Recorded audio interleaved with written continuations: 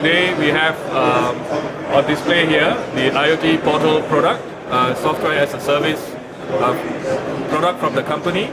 And here on this big chart that we have the gateway that collects data from all the various sensors that we produce ourselves, and all the data that goes to the cloud can be then viewed on a dashboard.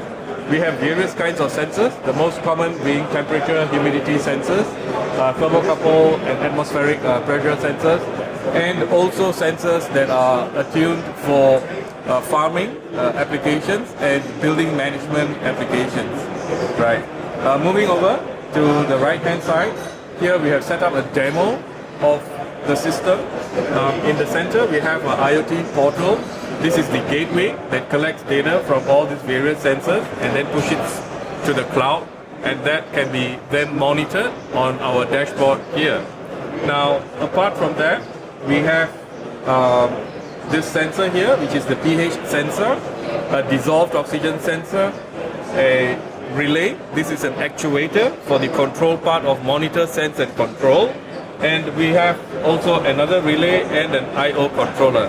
Finishing it off, we have a 4-in-1 sensor beside a CO2 sensor. That's the carbon dioxide sensor. And then on the left here, we have an indoor air quality sensor.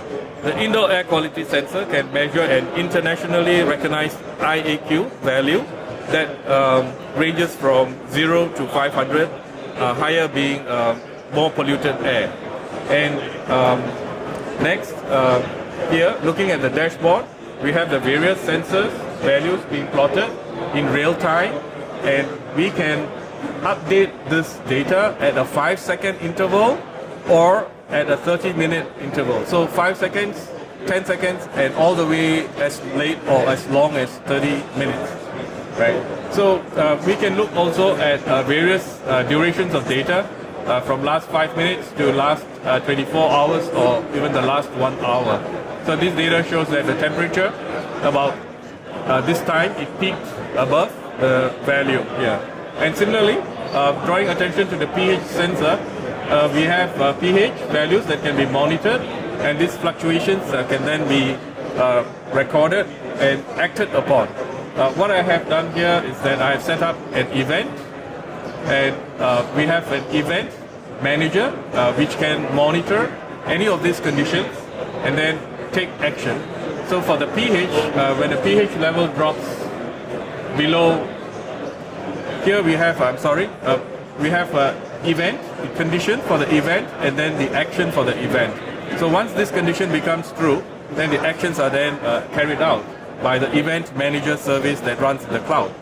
So when the pH value drops below 3 and it stays there, in this case, I have set it up for 0 seconds. That means act immediately. What will happen is that we have set up actuators here, and 2 relays will be turned on. Both are light controllers. We have that here. We have relay 1 and relay 2 that control strobe lights here. It could be used as a warning for a process that has gone out of control. So moving back to the dashboard here. Okay. It will take some time to load as it loads. There's a lot of data from the back end.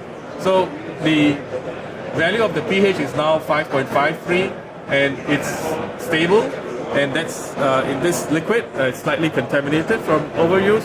But now what I'm going to do is dip it into lime juice. Lime juice is acidic, and that pH value should now come down.